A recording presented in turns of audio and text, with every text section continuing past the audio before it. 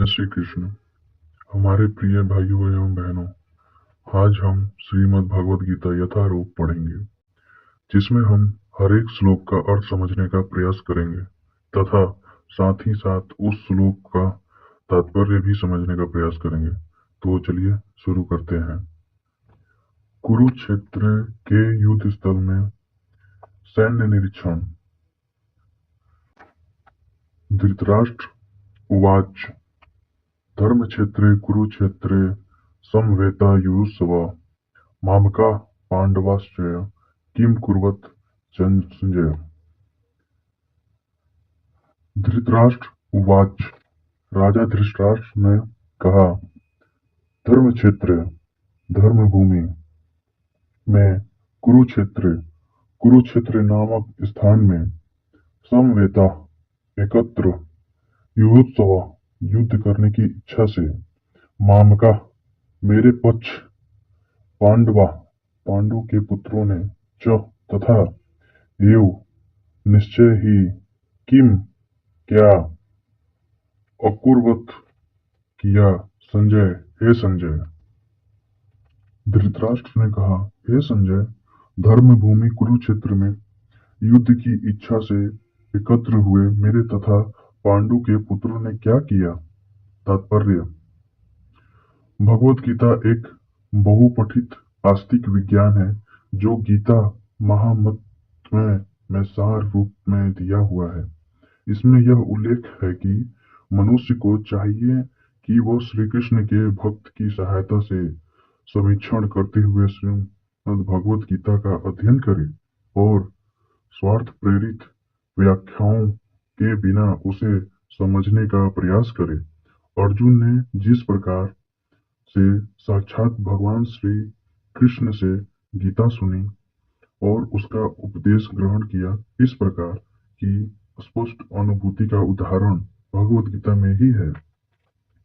यदि उसी गुरु परंपरा से निजी स्वार्थ से प्रेरित हुए बिना किसी को भगवद गीता समझने का सौभाग्य प्राप्त हो तो वह समस्त वैदिक ज्ञान तथा विश्व का समस्त शास्त्रों का अध्ययन को पीछे छोड़ देता है।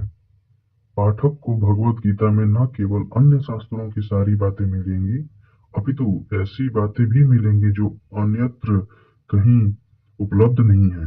यही गीता का विशिष्ट मानदंड है। स्वयं भगवान श्री कृष्ण द्वारा साक्षात उच्चरित होने के कारण यह पूर्ण आस्तिक विज्ञान है।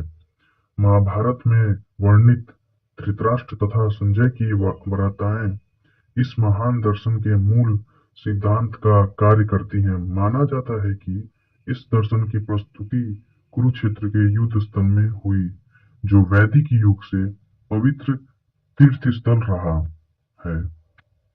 इसका प्रवचन भगवान द्वारा मानव जाति के पथ प्रदर्शन हेतु तब किया गया जब वे इस श्लोक में स्वयं उपस्थित थे।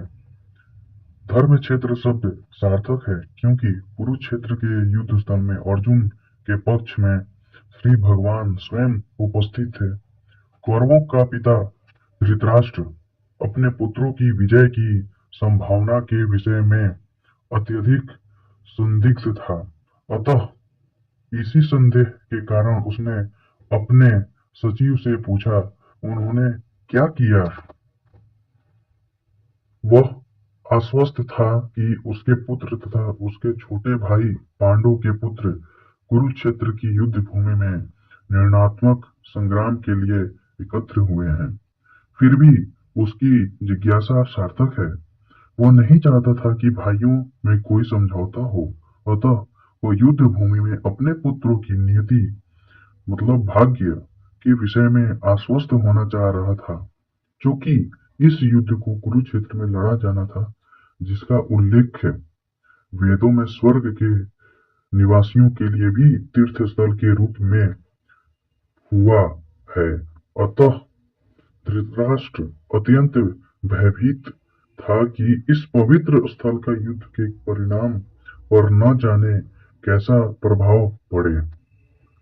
उसे भली भांति ज्ञात था कि इसका प्रभाव अर्जुन तथा पांडु के अन्य पुत्रों पर अत्यंत अनुकूल पड़ेगा, क्योंकि स्वभाव से वे सभी पुण्यात्मा थे।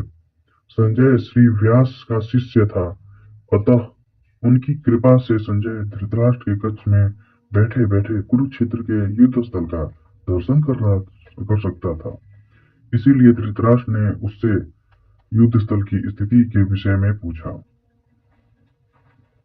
पांडव तथा धृतराष्ट्र के पुत्र दोनों ही एक वंश से संबंधित थे, किंतु यहाँ पर धृतराष्ट्र के वाक्य में उसके मनोभाव प्रकट होते हैं।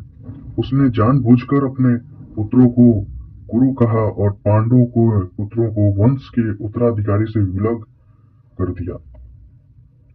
इस तरह पांडु के पुत्रों अर्थात अपने भतीजों के साथ धृतराष्ट्र की विशिष्ट मन स्थिति समझी जा सकती है। जिस प्रकार धान के खेत से अवांछित पौधों को उखाड़ दिया जाता है, उसी प्रकार इस कथा के आरंभ से ही ऐसी आशा की जाती है कि जहां धर्म के पिता श्री कृष्ण उपस्थित हों, वहां कुरुक्षेत्र रूपी खेत में दुर्योधन आदि धृतराष्ट्र के पुत्र रूपी वंचित पौधों को मूल नष्ट कर दिया जाता है। युधिष्ठिर आदि नितांत धार्मिक पुरुषों की स्थापना की जाएगी।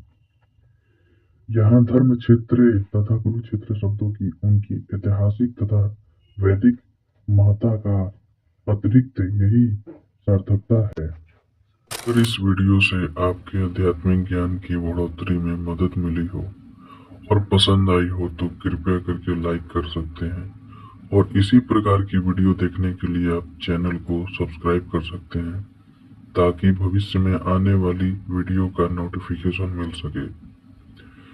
ये आपके लिए तो फ्री है, परंतु इससे हमें आर्थिक मदद मिल सकती है। आपने इतने ध्यान और धैर्य से सुना, इसके लिए तहे दिल से आभार। धन्यवाद।